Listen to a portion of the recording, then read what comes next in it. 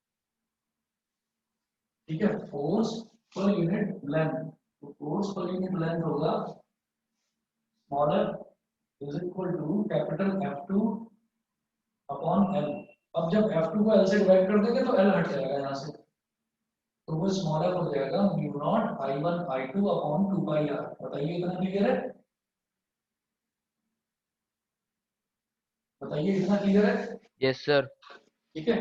अब बिल्कुल इसी की तरह, बिल्कुल इसी की तरह मैं दूसरा डायग्राम बनाकर दिखाता हूँ जहां पर करंट जो है वो हमारी अपोजिट डायरेक्शंस में, और उसके लिए आपको जो ये हमने फोर्स निकाली है ना, वो फोर्स निकालकर दिखाने की आपको जरूरत नहीं है उसमें, बस डायग्राम समझ लीजिएगा।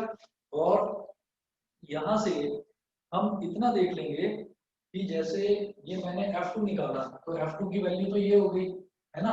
अब इसी तरीके से जब मैं F1 निकालूंगा ना तो F1 की वैल्यू भी सेम आएगी। आप देख लो F1 की वैल्यू अगर मैं निकालूंगा तो क्या होगा, F1 जैसे कि F2 निकाल रहे हैं तो F1 कितना होगा, ILB sin थीटा। ठीक, तो क्या लिखेंगे, F1 में करंट कितना है I1, ठीक है I1, लेंथ L, ठीक है L, मैग्नेटिक फील्ड अब है मैग्नेटिक फील्ड V2, अब मैग्नेटिक फील्ड हो गया V2, ठीक है ILV2 और साइन थीटा करने की बजाय सीधे सीधे 90 डिग्री करो, क्योंकि यहाँ भी मुझे पहले से ही पता है 90 डिग्री एंगल। जब V1 mu naught I1 upon 2 pi r था तो V2 क्या होगा, mu naught I2 upon 2 pi r। तो V2 की जगह हम ये लिख देंगे I1 as it is, L as it is, इसकी जगह mu naught I2 upon 2 pi r, और साइन 90 तो 1 हो ही गया, तो इसको अपने हिसाब से लिख लो आप, क्या हो गया mu naught I1 I2 upon 2 pi r into L, ये हो गया। तो आप ये देखिएगा कि जब मैं फोर्स F1 की वैल्यू निकाल रहा हूँ ना तो वो भी सेम आई है, ये भी mu naught I1 I2 upon 2 pi r into L था, ये भी mu naught I1 I2 upon 2 pi r into L था, but their directions are opposite. तो हम फाइनली ये कह देंगे कि F1 vector is equal to minus F2 vector. ठीक, मुझे लगता है कॉन्सेप्ट आपको समझ में आ गया होगा। प्रॉपरली लिखना किस तरीके से है जब ये चीज एग्जाम में पूछी जाएगी वो मैं आपको नोट्स में भेज दूंगा, ठीक है। चलिए ये समझ में आ गया सेम डायरेक्शन वाला, Yes, sir. सेम डायरेक्शन अगर क्लियर है तो बस 2 ही मिनट लूंगा, 2 मिनट में आपको क्लियर हो जाएगा अपोजिट डायरेक्शन वाला। आपको डेरिवेशन के नाम पर सिर्फ ये डायग्राम बनाना है और दूसरा डायग्राम जो मैं बनवा रहा हूँ वो बनाना होगा, और सिर्फ आपको यहाँ से स्टार्ट करके सिर्फ यहाँ तक करके दिखाना है। ठीक, ऐसा नहीं है कि अपोजिट डायरेक्शन वाले के लिए आप अलग से डेरिवेशन लोगे, नहीं, उसके लिए सिर्फ डायग्राम बनाकर आप दिखा देंगे कि देयर कैन बी 2 केसेस। ठीक, अब देखिएगा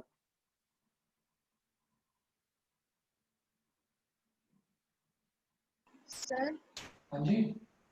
सर एक बार ये नेगेटिव साइन क्यों आएगी दोबारा? हाँ, नेगेटिव साइन क्यों आया है, क्योंकि हमें साफ दिखाई दे रहा था कि जो F2 है F2 इस डायरेक्शन में है और F1 इस डायरेक्शन में है, तो they are equal forces but in opposite direction. तो F1 is equal to minus F2 इस वजह से दिया है क्योंकि दोनों की डायरेक्शन अपोजिट है। ठीक है, समझ गए ना? अच्छा सर। ठीक है, अब अगला देखते हैं। अपोजिट डायरेक्शन में जब करंट्स है तब क्या होगा,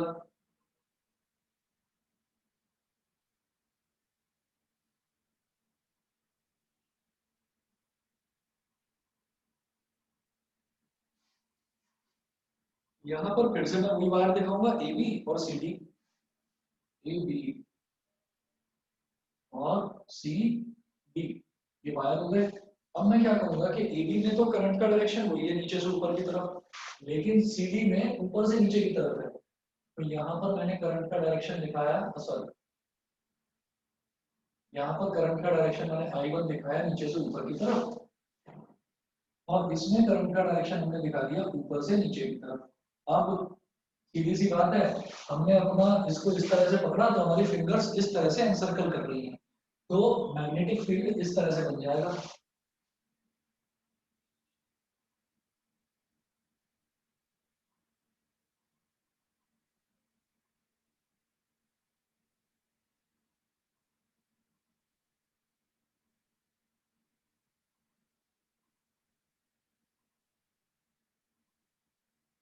ये हो गया, तो यहाँ पर क्या है कि अब करंट ऐसे मैग्नेटिक फील्ड इस डायरेक्शन है, तो मैग्नेटिक फील्ड का डायरेक्शन ये, ठीक है। और जैसे ये ऐसे ऐसे ऐसे ऐसे मैग्नेटिक फील्ड इस डायरेक्शन में जाएगा तो यहाँ पहुंचकर ये अंदर की तरफ चला जाएगा, तो मैग्नेटिक फील्ड आपका इस डायरेक्शन में हो गया। और ये I1 की वजह से मैग्नेटिक फील्ड है, तो इसको मैं क्या बोलूंगा, V1 वेक्टर। और करंट हमारा इसमें था नीचे की तरफ I2, ठीक। तो आप खुद देखिएगा, ये V1 तो अंदर की तरफ है, यानी कि मैग्नेटिक फील्ड अंदर की तरफ और करंट नीचे की तरफ। फिर से लगाओ फ्लेमिंग का लेफ्ट हैंड रूल, फ्लेमिंग का लेफ्ट हैंड रूल। अब इसमें क्या है कि V1 यानी कि मैग्नेटिक फील्ड ये तो अंदर की तरफ और करंट नीचे की तरफ, V1 अंदर की तरफ, करंट नीचे की तरफ, तो फोर्स इस डायरेक्शन में इधर। तो यहाँ पर जो फोर्स लगेगा वो बेटा ऐसे लगेगा, इस direction. And since the force is acting on this wire जिसमें करंट I2 है, तो इस फोर्स को मैं बोल दूंगा F2 वेक्टर।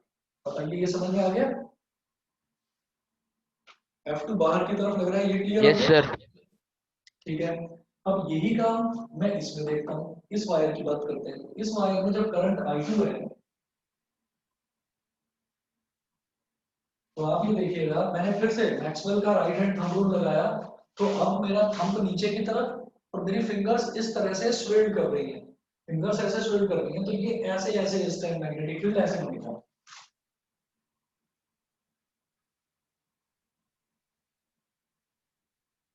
ठीक है।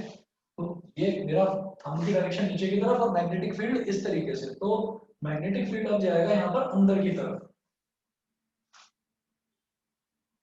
ये ऐसे, और यहाँ मैग्नेटिक फील्ड जाएगा अंदर की तरफ। तो इसलिए मैंने थोड़ा टेढ़ी लाइन बनाकर दिखाई है। तो इसकी वजह से, क्योंकि मैग्नेटिक फील्ड ये डेवलप हो रहा है इस वायर की वजह से, तो इसको मैं V2 बोलूंगा। तो ये हो गया V2 वेक्टर। अच्छा, और इसमें करंट क्या है, इसमें करंट यहाँ पर ऊपर की तरफ जा ही रहा है, I1। ठीक है। तो आप ये देखिए, करंट तो फ्लेमिंग का लेफ्ट हैंड रूल लगाइए फिर से, करंट तो ऊपर की तरफ, करंट यानी कि सेंट्रल फिंगर ऊपर की तरफ, और मैग्नेटिक फील्ड अंदर की तरफ, तो फोर्स किधर, बाहर की तरफ। तो फोर्स हमारा यहाँ बन गया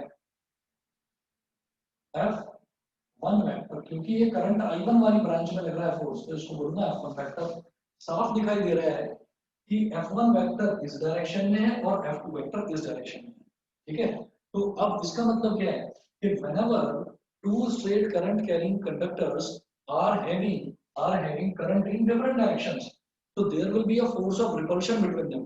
दोनों एक दूसरे को रिपेल करेंगे, दोनों के बीच में फोर्स ऑफ रिपल्शन होगा। और जो डेरिवेशन है बेटा, डेरिवेशन बिल्कुल सेम टू सेम आएगा, इनफैक्ट ये भी बिल्कुल सेम टू सेम। क्यों?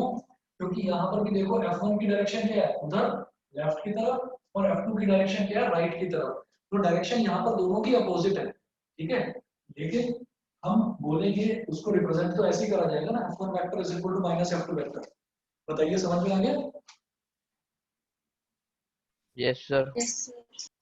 ठीक है। तो इससे इससे एक चीज, एक एक लाइन जो है वो प्रूव होती है। और वो ना एक स्टेटमेंट लिखकर भी दे देते हैं, और 5 नंबर का आ जाता है ये क्वेश्चन। एक स्टेटमेंट लिखकर देते हैं कि प्रूव दैट, क्वेश्चन इस तरह से आता है, prove that parallel currents, prove that parallel currents, दिखाई दे रहा है, parallel currents attract each other,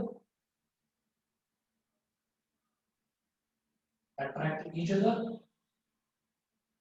and anti-parallel currents repel each other, anti-parallel currents repel each other। ठीक है, repel each other। तो इसमें क्वेश्चन पढ़ के ये स्टेटमेंट लिखा हुआ आता है कि जस्टिफाई दिस स्टेटमेंट या प्रूव दिस स्टेटमेंट, तो ये समझ में नहीं आता कि ये मैग्नेटिक फील्ड का क्वेश्चन है। ठीक है ना। तो आप ये समझ लीजिए कि इस तरीके से एक स्टेटमेंट लिखी हुई आती है और लास्ट में लिखा हुआ आता है, एक लाइन, एक शब्द लिख देते हैं जस्टिफाई, बस। तो उस जस्टिफिकेशन में आपको ये सारा कुछ करके दिखाना होगा। बताइए अगर क्लियर है तो नेक्स्ट टॉपिक करूं स्टार्ट? यस सर, क्लियर है। चलिए, अब हम ये कह रहे हैं कि जब कोई दो करंट कैरिंग कंडक्टर्स हैं, उनमें कोई करंट ट्रेवल कर रहा है, तो उनके बीच में जब कोई फोर्स लगती है, ठीक, तो अगर मान लीजिए दोनों के बीच में फोर्स लगती है, अब अगर मान लीजिए आप कि मैं यहाँ पर एक मैग्नेटिक फील्ड अपने आप से रख दूँ। कैसे? जैसे मान लो ये दो वायर हैं, एक में करंट ऐसे जा रहा है, एक में करंट ऐसे जा रहा है। अब मैं एक काम करता हूँ कि अब मैंने देखा कि यहाँ पर इसकी वजह से इस पर एक मैग्नेटिक फील्ड डेवलप हो रहा है और इसकी वजह से इस पर एक मैग्नेटिक फील्ड डेवलप हो रहा है V2। तो अब अगर मैं एक काम करूँ कि मैं पहले से ही सोचता हूँ कि मैं पहले से ही कोई मैग्नेटिक फील्ड प्रोवाइड कर दूँ इनको, एक्सटर्नल मैग्नेटिक फील्ड, तब भी क्या इन पर फोर्स लगेगा? हम कहेंगे हाँ लगेगा, लेकिन वो फोर्स जो है वो फोर्स उस फोर्स के इफेक्ट को भी, इस वाले फोर्स के इफेक्ट को भी बढ़ा देगा और कुछ ऐसे बढ़ाएगा कि वो फोर्स जो है वो टॉर्क में कन्वर्ट हो जाएगा। ये सेम चीज, बिल्कुल सेम टू सेम चीज जो आप अब से 2 साल पहले 10th क्लास में एसी जनरेटर, एसी मोटर इसमें आप कर चुके हैं, ठीक है? तो वो चीज अब करेंगे हम। बड़ी आसान है, कोई मुश्किल नहीं लगेगा आपको करना। वहां पर हमने सिर्फ ये कहा था कि जब मैग्नेटिक पोल्स के बीच में, यानी कि नॉर्थ और साउथ पोल के बीच में जब मैं किसी एक करंट कैरिंग लूप को प्लेस करता हूँ, रखता हूँ, तो वो घूमने लगती है।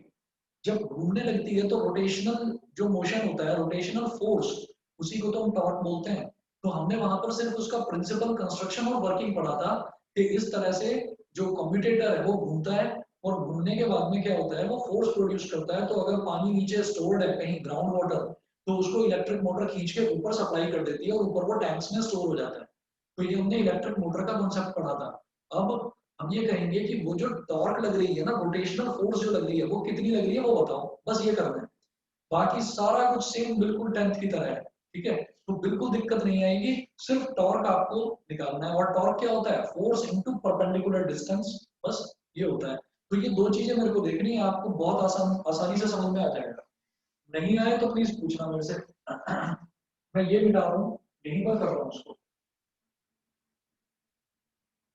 तो बिल्कुल सेम जो इलेक्ट्रिक मोटर, एसी जनरेटर जो आपने करा था, बिल्कुल वही वाला काम आपको यहाँ पर भी करना है। और वहां पर हमने टॉर्क कैलकुलेट नहीं करा था 10th में, यहाँ पर बस आपको टॉर्क और कर लेना है कैलकुलेट, तो थोड़ा सा अंतर बस इतना है। तो हमने नॉर्थ पोल बना लेना है एक तरफ और एक तरफ साउथ पोल बना लेना है।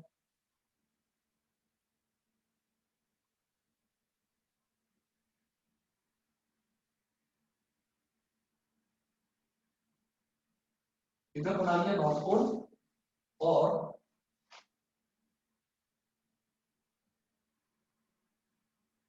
इधर बना लिया हमने साउथ पोल, नॉर्थ पोल और साउथ पोल। इसके बाद मैं बीच में एक ना करंट कैरिंग कॉइल रखता हूँ। कॉइल क्या होता है? दो स्ट्रेट वायर्स हैं, जो पैरेलल वायर्स हैं, उन पैरेलल वायर्स को ऊपर भी जोड़ दो नीचे भी जोड़ दो, कॉइल बन जाती है। मतलब वायर ने अगर अपना एक लूप कंप्लीट कर लिया, भले ही वो रेक्टेंगुलर हो, उसको हम कॉइल बोल देते हैं। कॉइल का मतलब जरूरी नहीं है कि इट शुड बी सर्कुलर। तो इसको आप कुछ ऐसे बना लीजिए।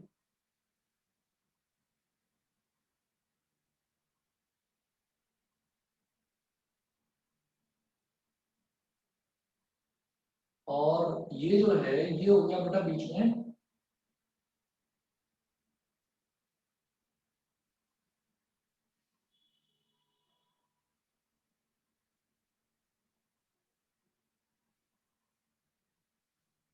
ये जो बीच में है this is called axis of rotation. Axis of rotation 10th में थोड़ा सा डायग्राम अलग था कि आपने इधर और इधर जो मैग्नेट के पोल्स लिए थे वो हॉर्सशू टाइप मैग्नेट्स थे, कर्व्ड मैग्नेट्स थे इधर और इधर। यहाँ पर मैं ऐसे ही स्ट्रेट लिखा, ठीक है? डायग्राम का मामूली सा अंतर है, प्रिंसिपल ऑफ वर्किंग बिल्कुल सेम। फिर देखिएगा, अब मैंने कहा कि यहाँ पर जो मेरे पास जो ये लूप है, जो ये वायर है, इसको मैंने बोल दिया P Q R S. P Q R और एस, ठीक है? फिर हमने इसमें कोई बैटरी का अरेंजमेंट ऐसे लगा रखा है कि जो करंट है वो करंट ऐसे जा रही है, पी से क्यू में जाएगी आई इस तरह से, फिर ऐसे क्यू से आर में, फिर ऐसे आर से एस में आई वापस नीचे आएगी, और फिर ऐसे ही एस से पी में। तो इस तरह से current is completing it's loop, ये हो रहा है इस तरह से। तो करंट है इसमें। फिर मैंने कहा कि ये जो करंट कैरिंग लूप है ना, इस करंट कैरिंग लूप की डायमेंशंस क्या है? यहाँ से लेकर यहाँ तक जो इसकी ये विड्थ है या लेंथ है, कुछ भी बोलिए, ये तो है ए। और यहाँ से लेकर यहाँ तक जो इसकी ये लेंथ है या विड्थ है, ये हो गई बी, ठीक? तो ये वाली डायमेंशन बी है और इस वाले की लेंथ है हमारी ए। ए और बी, ये हो गया। और फिर आपके लिए कोई मुश्किल नहीं।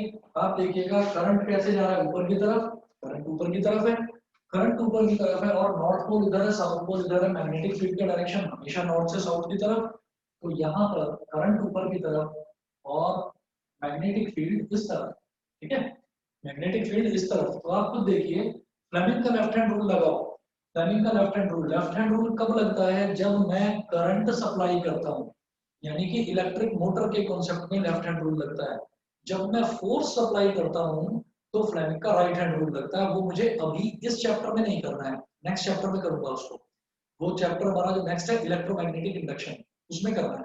फिलहाल लेफ्ट हैंड रूल ही लगेगा यहाँ पर, ठीक। तो जब भी याद रखिएगा, जब भी मैं खुद सप्लाई करता हूँ, जब करंट करंट किसमें सप्लाई करी जाती है? इलेक्ट्रिक मोटर में, तो वहां पर लगेगा लेफ्ट हैंड रूल। और फोर्स किसमें सप्लाई करी जाती है? फोर्स सप्लाई करी जाती है जनरेटर में। वो फोर्स कहाँ से आती है? वो फोर्स आती है डीजल से।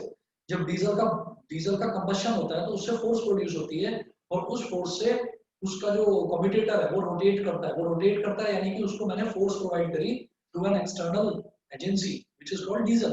डीजल से फोर्स मैंने प्रोड्यूस करी, फोर्स से करंट पैदा हो गया। तो वो जो पैदा हुआ करंट होता है उसको बोलते हैं इंड्यूस करंट है। यहाँ पर लेफ्ट हैंड रूल, तो करंट मेरा ऊपर की तरफ, सेंट्रल फिंगर ऊपर की तरफ, और मैग्नेटिक फील्ड भी इधर। तो मैग्नेटिक फील्ड इधर, सेंट्रल फिंगर ऊपर की तरफ। तो थंब कहाँ हो गया? थंब हो गया बेटा अंदर की तरफ, थंब अंदर की तरफ। तो मेरा फोर्स अंदर की तरफ लगेगा, ठीक है। तो वो अंदर की तरफ दिखाने के लिए हम इसको कैसे एक टिल्टेड लाइन दिखा देते हैं कि फोर्स हमारा अंदर की तरफ लग रहा है। अंदर की तरफ मतलब क्या है कि PQ ऐसे अंदर की तरफ जाएगा। अब सेम काम यहाँ देख लो, यहाँ पर क्या है? यहाँ पर आई है नीचे की तरफ, यानी कि मेरा सेंट्रल फिंगर नीचे की तरफ। मैग्नेटिक फील्ड इधर ही होगा, क्योंकि मैग्नेटिक फील्ड तो नॉर्थ से साउथ की तरफ ही रहेगा। तो मैग्नेटिक फील्ड इधर हो गया। तो थंब कहाँ है?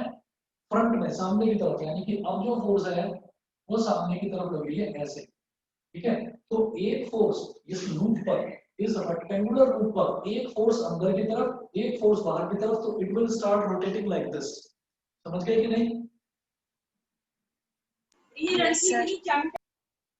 बताइए। Yes, yes, sir. ठीक है, अच्छा। अब ये हो गया मेरे पास। मैं ये कहूंगा कि अगर हम इसको ऐसे देखें कि ये हमारा जो मतलब इसकी जो एक ब्रांच है, जैसे ये हो गया PQRS। अगर मैं कहूँ कि सिर्फ मैं ए की बात कर रहा हूँ, अगर मैं सिर्फ ए ब्रांच की बात कर रहा हूँ, तो ए ब्रांच में करंट कहाँ, जो फोर्स है वो फोर्स लग रहा है अंदर की तरफ। तो मैं इसको सिर्फ इतने से टुकड़े को मैं बाहर निकाल कर बना देता हूँ, एक चीज समझने के लिए। देखना जरा, मैंने कहा कि इसको निकाल के मैंने बाहर बना दिया ऐसे, और इसकी लेंथ कितनी है? ए। इसकी लेंथ ए है, मैंने इसे बाहर बना दिया। अब इसमें जो फोर्स है, यहाँ इस पॉइंट पर करंट कहाँ पर जा रहा है? करंट जा रहा है ऊपर की तरफ। तो मैं यहाँ पर लिखूंगा, यहाँ इस जगह मैं लिखूंगा आई अप। अप का मतलब क्या है कि करंट जा रहा है यहाँ पर, मैं इसकी बात कर रहा हूँ। तो यहाँ करंट कैसे जा रहा है? ऊपर की तरफ। तो मैंने बोल दिया आई अप, ठीक है। और ये डायरेक्शन मैंने दिखा दी फोर्स की। फोर्स मतलब फोर्स इसको अंदर की तरफ घुमा रहा है। करंट तो अपवर्ड है, लेकिन ये फोर्स जो मैंने टिल्टेड ना दिखाकर मैंने दिखा दिया कि फोर्स ऐसे है। फिर एक फोर्स ऐसे लग रहा है यहाँ पर, इस तरफ फोर्स बाहर की तरफ है। अंदर वाले फोर्स को मैंने ऊपर एरो से दिखाया, तो बाहर वाले फोर्स को मैं डाउन एरो से दिखाऊंगा। तो ये वाला फोर्स मेरा ऐसे हो गया। और इस पॉइंट पर करंट कहाँ है? नीचे की तरफ। तो यहाँ मैं लिख दूंगा आई इज डाउन, मतलब करंट इज डाउनवर्ड्स, ठीक। इसको मैंने अलग करके दिखाया। और इसमें हम ये कहेंगे कि जो मैग्नेटिक फील्ड है ना, मैग्नेटिक फील्ड में और नॉर्मल में, मैग्नेटिक फील्ड तो इधर है बी, ठीक। और ये जो कॉइल रखा हुआ है, इस कॉइल का जो नॉर्मल है अंदर की तरफ परपेंडिकुलर, उन दोनों के बीच में जो एंगल है, उन दोनों के बीच वाला एंगल को मैंने ले लिया थीटा, ठीक है। तो अब आप देखिएगा कि बिल्कुल ये ऐसा ही तो है, ये ए एग्जैक्टली ऐसा। तो इस पॉइंट पर यहाँ पर बी और यहाँ पर एन, एन मतलब क्या, इस लूप पर अंदर की तरफ परपेंडिकुलर, इनके बीच में एंगल है थीटा। ठीक है, तो हम ये जानते हैं कि angle between two lines is the same as the angle between their perpendiculars. Angle between two lines is the same as the angle between their perpendiculars. अब देखिएगा क्या होगा, हमने कहा कि ये B इस डायरेक्शन में है, B इस डायरेक्शन में है, तो मैं ये कहूंगा कि इसके परपेंडिकुलर क्या हो गया, ये इस डायरेक्शन में है तो इसके परपेंडिकुलर क्या हो गया, या तो ऐसे या फिर ऐसे। तो मैं एक काम करता हूँ, B के परपेंडिकुलर मैंने एक डॉटेड लाइन ऐसे ड्रॉ कर दी। ठीक है, एक डॉटेड लाइन मैंने ऐसे ड्रॉ कर दी, और फिर हम ये कह रहे हैं कि ये जो n है, जो नॉर्मल है, ये अंदर की तरफ है। तो अगर मैं बाहर की तरफ वाले की किसी की बात करूं, तो मैं ये कहूंगा कि ये मेरा फोर्स बाहर की तरफ है। ठीक है, तो एग्जैक्टली मैं ये कह सकता हूँ कि ये वाला जो एंगल हमारा बनेगा ना, ये वाला एंगल थीटा बनेगा। अगर नहीं समझ में आया तो दोबारा बताओ, ये एंगल थीटा अगर समझ में नहीं आया है तो सर एक बार दोबारा बता। नहीं आया होगा, ठीक है मैं बताता हूँ। देखिए क्या हो रहा है कि जब मैं ये कहूंगा कि जो हमारा इसमें एक फोर्स को लग रहा है अंदर की तरफ और एक फोर्स लग रहा है बाहर की तरफ, तो ये जो टेढ़ा करके मैंने दिखा रखा है ना, ये जो मैंने टेढ़ा टेढ़ा करके दिखा रखा है, ये टेढ़ा इस वजह से दिखा रखा है कि ये ऐसे ऐसे इसने ना ऐसे ऐसे घूमना शुरू कर दिया है। तो ये जो वायर है, वायर का ये टुकड़ा जो मैंने टेढ़ा करके दिखाया है, तो इस ये जो है ये इस तरह से घूम रहा है, ये इस तरह से घूम रहा है, तो इस पर एक मैग्नेटिक मूवमेंट लग रहा है, मैग्नेटिक मूवमेंट लग रहा है बाहर की तरफ। तो मैं ये कहूंगा कि मैंने इस लूप पे अंदर की तरफ एक नॉर्मल ले लिया n और एक मैग्नेटिक फील्ड ले लिया B, इन दोनों के बीच में एंगल है थीटा। तो अगर मैं इस B की बात करूं तो B का परपेंडिकुलर ये हो गया, B इस डायरेक्शन में है तो इसके परपेंडिकुलर यहाँ हो गया। ठीक है, आप ये कहोगे कि सर इस कोने में ही क्यों दिखा रहे हो इसको, जब B यहाँ पर है तो इसी कोने में दिखाओ, वो हमारी मर्जी है। वेक्टोरिकली मैं परपेंडिकुलर को कितना भी शिफ्ट कर सकता हूँ। फिर ये जो फोर्स है, ये फोर्स लग रही है बाहर की तरफ और ये इसको ऐसे ऐसे घुमा रही है, तो ये फोर्स बाहर की तरफ लग रही है। तो मैं ये कहूंगा कि जब ये बाहर की तरफ लग रही है फोर्स, तो ये वाली फोर्स एन जो है ये अंदर की तरफ थी, तो इसके जस्ट अपोजिट कौन सी होगी, इसके परपेंडिकुलर कौन सी होगी, ये बाहर वाली। मैंने क्या करा, मैंने इन दोनों के बीच में अंदर थीटा लिख दिया। नहीं समझे अभी? छोड़ो, और आसान तरीके से बताते हैं कि ये वायर है ना, ये कंपोनेंट्स लिखे हुए हैं, यहाँ कंफ्यूज हो जाओगे। ये जो वायर है, इस वायर पे ये बी लग रहा है यहाँ पर, और ये एम जो है ये इस वायर पर परपेंडिकुलर है, यानी ये जो एन है ये इसके साथ 90 डिग्री का ऐसे एंगल बना रहा है। ठीक है, तो एन ये है तो इसका परपेंडिकुलर क्या हो गया, ये बी ऐसे है तो इसका परपेंडिकुलर क्या हो गया, नीचे। ठीक है, तो एन का परपेंडिकुलर तो ये खुद हो गई लाइन, और बी का परपेंडिकुलर ये लाइन है, तो दोनों के बीच में एंगल क्या हो गया, थीटा। जब इन दोनों के बीच में थीटा है, नहीं समझे? एन क्या है, एन इस लाइन पर परपेंडिकुलर है ना, तो ये लाइन एन पर परपेंडिकुलर होगी, तो एन का परपेंडिकुलर तो ये हो गया, और बी ऐसे है, बी का परपेंडिकुलर ऐसे हो गया, भाई ये इधर है तो इसका परपेंडिकुलर ऐसे हो गया। तो जब इन दोनों के बीच में थीटा है तो इनके परपेंडिकुलर के बीच में एंगल थीटा होगा। नहीं समझे? सर सर मतलब ये ऑल्टरिंग एंगल्स की तरह होंगे ना, ऑल्टरनेट ऑल्टरनेट इंटीरियर एंगल्स की तरह होगा ये, बिल्कुल ठीक है ना। पर वही है कि मैं पैरेलल लाइंस बनाकर दिखाऊं तो जो डायग्राम है वो कॉम्प्लिकेटेड बन जाता है। तो हम एक चीज समझ लेते हैं कि angle between two lines is the angle between their perpendiculars, हम ऐसे करते हैं उसको। बताइए जी, समझ गए? Yes sir. अब जरा देखिएगा, अब मेरा काम इसमें आसान होने वाला है। मैंने क्या करा, यहाँ से एक ऐसे लाइन ड्रॉ कर ली, इसको मिला लिया, ये 90 डिग्री का एंगल हो गया। ठीक है, तो 90 डिग्री के सामने वाली जो साइड होती है वो होती है हाइपोटेन्यूज। हाइपोटेन्यूज की पूरी लेंथ कितनी है, मैं ये हटा रहा हूँ यहाँ से, ये आपको समझाने के लिए बनाया था। हाइपोटेन्यूज की लेंथ कितनी है बेटा, ए। हाइपोटेन्यूज की लेंथ है ए। ठीक, तो मैं ये जानना चाहता था ये परपेंडिकुलर 90 डिग्री के सामने वाला हाइपोटेन्यूज हो गया और थीटा के सामने वाला हो गया परपेंडिकुलर। इसको मैंने बोल दिया परपेंडिकुलर, क्योंकि जब टॉर्क निकालता हूं तो मुझे दो दो रोटेशनल फोर्सेस के बीच का एक परपेंडिकुलर डिस्टेंस चाहिए होता है टॉर्क निकालने के लिए। तो sine theta is equal to perpendicular upon hypotenuse, यानी कि p अपॉन a। तो p यानी कि परपेंडिकुलर डिस्टेंस कितना हो गया, a sin थीटा। ठीक है, अब इस चीज को याद रखकर चलना। अब आगे चलते हैं हम कि टॉर्क जो होता है, टॉर्क होता है फोर्स इनटू परपेंडिकुलर डिस्टेंस। मैं यहां पर कर रहा हूं उसको,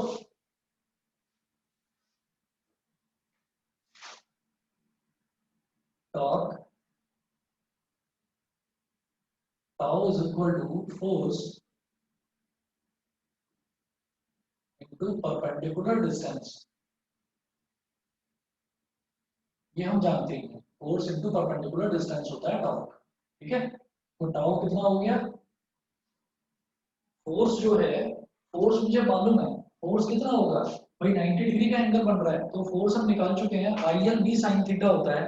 तो I L B sine 90 degree, क्योंकि करंट के बीच में, करंट ऐसे है और फोर्स अंदर की तरफ है। ठीक है, तो करंट के बीच में और फोर्स के बीच में एंगल 90 डिग्री का है। तो फोर्स को पहले मैं यहाँ पर लिख दूंगा I L B sine 90 degree, I L B sine 90 degree. ठीक है, और ये हो जाएगा परपेंडिकुलर डिस्टेंस हो जाएगा ये साइन थीटा। इन दोनों के बीच में परपेंडिकुलर डिस्टेंस ये हो जाएगा ये sine theta.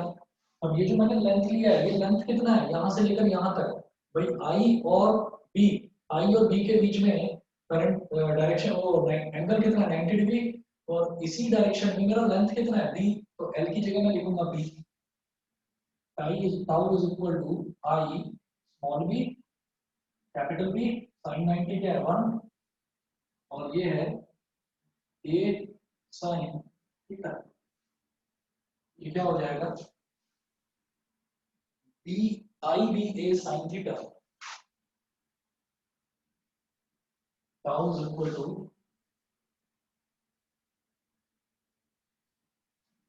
Capital I capital B small A sine theta.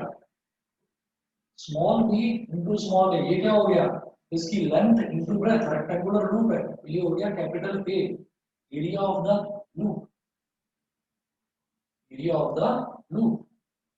तो ये हो जाएगा tau is equal to I B A sine theta.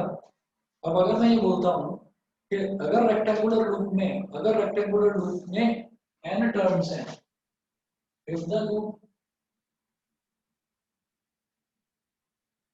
Has capital N terms, if the loop has capital N turns, तो मैं बोलूंगा tau is equal to N I B A sine theta.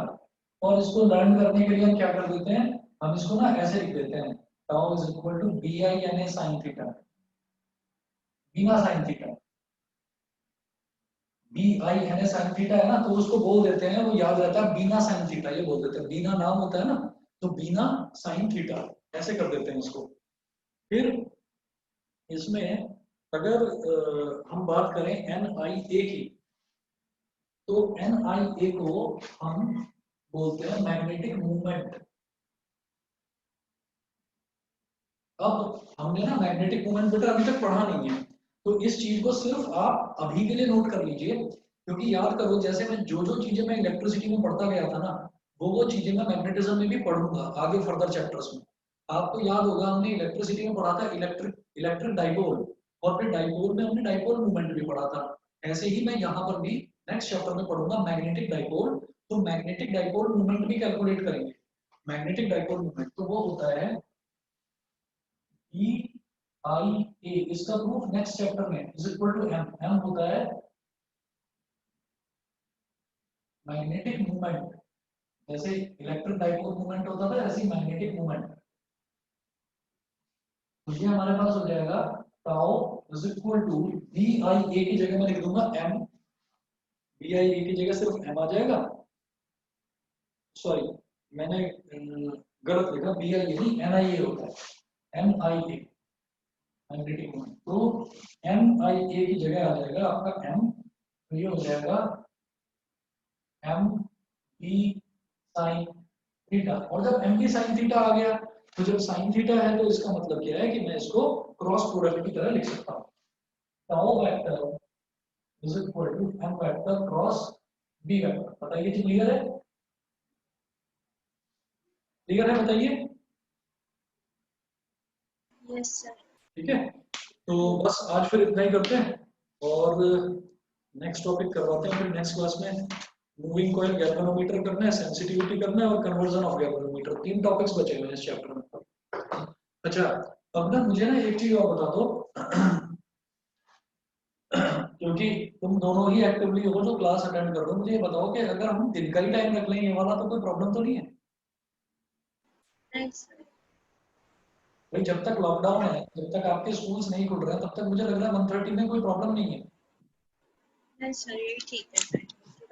और ये हम 12:30 भी रख सकते थे, लेकिन मेरी शिवांगी से बात हुई थी तो उसने बोला था कि सर मेरा 1 बजे स्कूल खत्म होता है, तो इस वजह से मैंने 1:30 रखा था, उससे पूछ कर रखा था, अभी वो आज भी नहीं आई। ठीक है ना? तो तो मैं सर ये टाइम तो हम रेगुलर भी, मतलब जैसे सिलेबस थोड़ा मतलब एक्स्ट्रा क्लास थे उसमें हम लोग MWF के साथ साथ TTS भी चला सकते हैं। बिल्कुल बिल्कुल सही कह रहे हो। मेरा एक्चुअली यही प्लान है, मेरा यही प्लान है कि हम अगर रेगुलरली भी इस टाइम को रख लेना तो हमारा जो थोड़ा सिलेबस पीछे चल रहा है वो भी कवर अप होकर बराबर आ जाएगा। ठीक है, तो मैं नेक्स्ट क्लास जो है, नेक्स्ट क्लास कल तो नहीं रख पाऊंगा, रखूंगा तो परसों। ठीक, क्योंकि अभी कुछ दिनों से थोड़ा सा बिजी चल रहा हूँ, तो कल तो नहीं रख पाऊंगा लेकिन परसों रखूंगा और 1:30 रख लूंगा। लक्ष्य को और बता दूंगा, तो मेरे हिसाब से ठीक रहेगा। कुछ दिन करके देख लेते हैं। तो इतिका ठीक है ना तुम्हारे लिए भी?